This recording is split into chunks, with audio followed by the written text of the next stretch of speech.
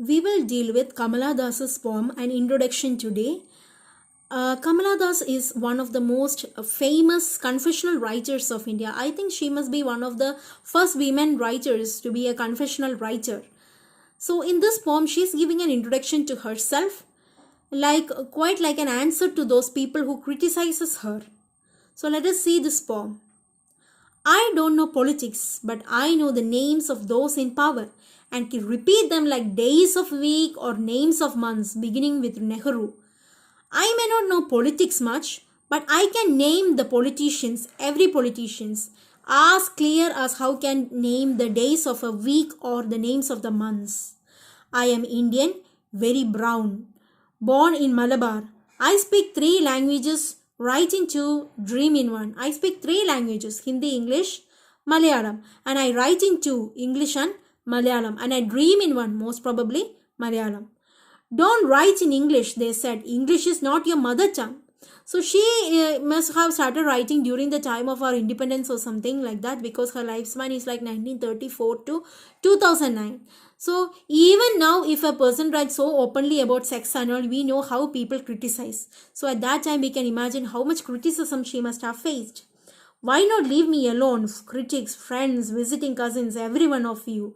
Why not let me speak in any language I like? Why can't I speak in any language I like? The language I speak becomes mine, its distortions, its queerness, all mine, mine alone.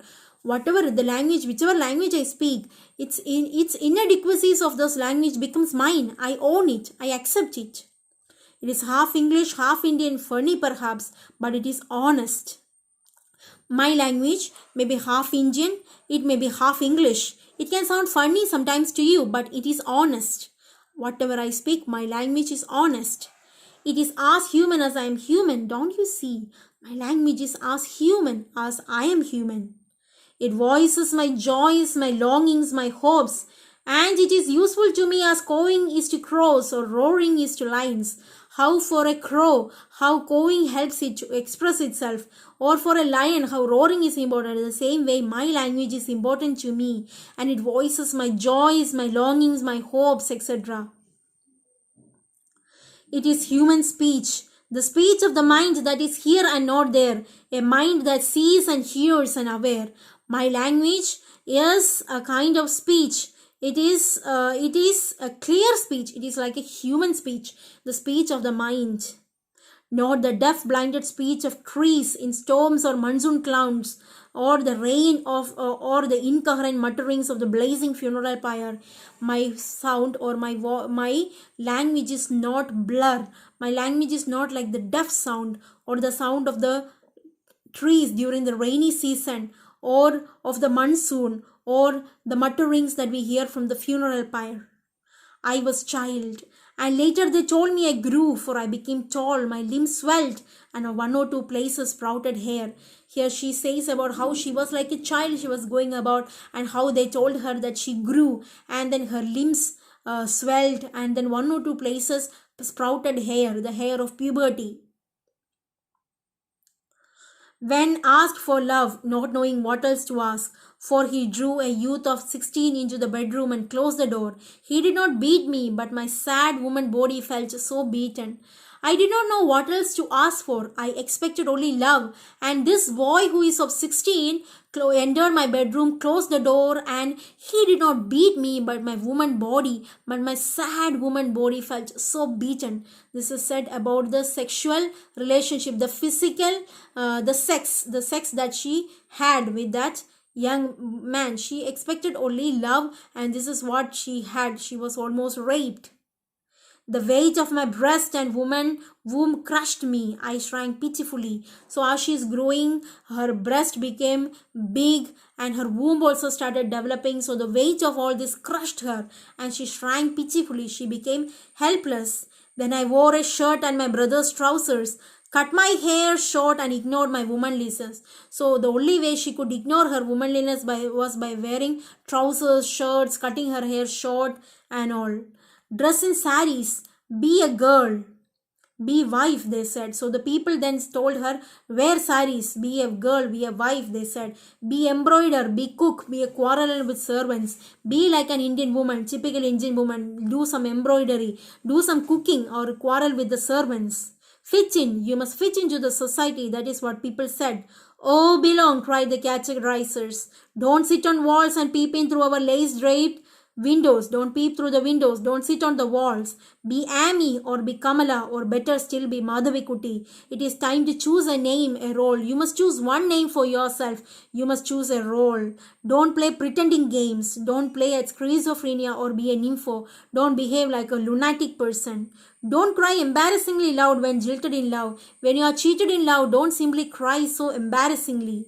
I met a man, loved him. Call him not by any name. He is every man who wants a woman, just as I am every woman who seeks love. So she met a man, she loved him. She don't want to name him because he is same as every man. Like how every man looks for a woman's body.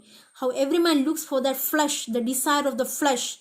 Just same as how every woman looks for love. In him the hungry haste of rivers, in me the ocean's tireless waiting. Here, this line is very beautiful, because like for man, when they are having sex, mostly they get the sexual desire, they get aroused very fast. But whereas for women it takes time and they require foreplay and all before having sex. They need time, but most men doesn't understand this. They don't give that time for women, and then they just jump into having that sexual activity. So that is what is said here. In him the hungry haste of rivers. In him it is like so hurried, like the haste of rivers, his feelings. And for me it is like, for women it is like the ocean's tireless waiting. Who are you? I ask each and every one. The answer is it is I. The answer is I. So all men have that kind of that aham feeling, I feeling. Anywhere and everywhere I see the one who calls himself I.